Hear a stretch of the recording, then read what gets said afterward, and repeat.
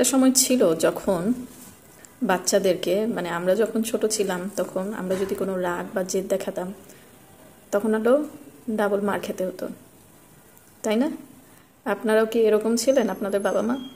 তো একটা বিষয় নিয়ে জেদ করলে সেটা যদি আমাদের জন্য খারাপ হতো তাহলে দেখা যেত যে বাবা মাটা ওই বাবা ওই মাটা আরও বেশি করে মারতো সেই জিনিসের জন্য।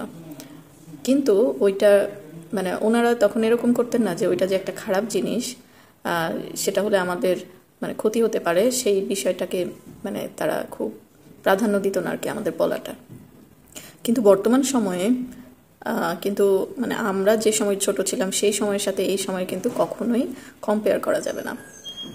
তো বাচ্চাদের জেদ কমানোর জন্য বর্তমানে বাচ্চাদের জেদ কমানোর জন্য কিছু ক্রাইটেরিয়া আপনি কিছু ক্রাইটেরিয়া ঠিক বলবো না, কিছু নিয়ম ফলো করতে পারেন বা আপনি দেখতে পারেন। কারণ সব বাচ্চা তো একরকম না, সব বাচ্চার সব কিছু সব বাচ্চার জন্য প্রযোজ্য না। তো কিছু কমন কিছু বিষয়ে সেগুলো মানে আপনি আপনার বাচ্চার ক্ষেত্রে স্টেপ নিতেই পারেন। যেমন এটা এরকম হতে পারে যে আপনার বাচ্চাকে আপনি নির্দিষ্ট একটা সীমারেখা দিয়ে দিলেন বা একটা নির্দিষ্ট একটা নিয়ম স্থাপন করে দিলেন যে কোনো কিছুর জন্য। তো ওইটা আস্তে আস্তে নিয়মের মধ্যে করতে করতে তার ওইটা অভ্যাস হয়ে যাবে আর সে জেদ করবেন না। যেমন কিছু বাচ্চা আছে অতিরিক্ত মোবাইলে আসক্তি আছে, তো আপনি যদি একটা নির্দিষ্ট টাইম ফিক্সড করে দিতে পারেন যে তুমি এতটা থেকে এতটা পর্যন্ত পড়াশোনা করবে, তারপর তোমাকে 30 মিনিটের জন্য তোমাকে মোবাইলটা দেওয়া হবে। বা এরপরে এরকম করতে পারেন যে 30 মিনিট মোবাইল দেখার পরে তুমি এই সাবজেক্টে আরেকটু ভালো করে পড়বে বা এই হাতে লেখাটা করবে, পরবর্তীতে আবারও 30 মিনিট দিলেন। কিন্তু খেয়াল রাখবেন মানে বর্তমানে কি হয়, এটা আমি আমার অভিজ্ঞতা থেকে বলছি আর কি। আমি কোনো ডাক্তারও নই, কোনো সাইকিয়াট্রিস্টও নই, কোনো কিছু নই।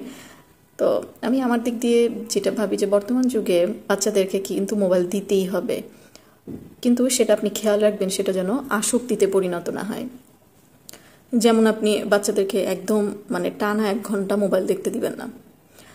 তো নির্দিষ্ট করে আমার এরকম অনেক আমার স্টুডেন্টের গার্ডিয়ানকে শুনেছি যে ওরা শুধুমাত্র ফ্রাইডেতে মোবাইলটা দেয় বাচ্চাদের। এটা শুনে খুবই ভালো লেগেছে, সপ্তাহে একটা দিন ওরা মোবাইলটা ধরার সুযোগ পায়।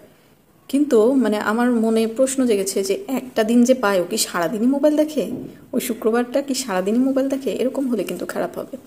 প্রেম একটা টাইম নির্ধারণ করে দিতে পারেন যে সকালে অল্প কিছুক্ষণ সে পড়ালেখা করবে, তারপরে দেখবে মোবাইলটা, তারপর তো স্কুলে যায়, সে স্কুলে যাবে, স্কুল থেকে এসে খাবে, তারপর রেস্ট নিবে, তারপর খেলবে, তারপর একটুখানি মোবাইল দেখতে পারে। কিন্তু একটা না 1 ঘন্টা কখনোই না, একটা না বড়জোর আপনি 30 মিনিট ওকে দিতে পারেন। তারপরে একটা ব্রেক দিতে পারেন, তারপরে তার অন্যান্য পড়ালেখা বা আদার্স অন্যান্য যা কিছু করতে চায় সেগুলো দিতে পারেন। বা এরকম দিতে পারেন যে ওকে একটু ছবি আঁকতে দিলেন, তারপরে তার সেই ছবিটার জন্য তাকে মানে কি বলবেন, তাকে একটু ধন্যবাদ দিবেন বা তাকে খুশি করার জন্য কিছু বলবেন। এরকম টাইপের করলে আস্তে আস্তে কিন্তু বাচ্চার মধ্যে মোবাইলের আসক্তিটাও দূর হবে। তো আর বাচ্চার জেদ জিনিসটা, মোবাইল নিয়ে যদি জেদের সৃষ্টি হয় মোবাইল নিয়ে, তো সেটাও কিন্তু ধীরে ধীরে কমে আসবে। তো বাচ্চাদের জেদ কমানো নিয়ে আরও কিছু আমি মানে চিন্তা করেছি, সেগুলো আস্তে আস্তে আপনাদের সাথে শেয়ার করব। থ্যাংক ইউ, আজকের ভিডিওটা এই পর্যন্তই।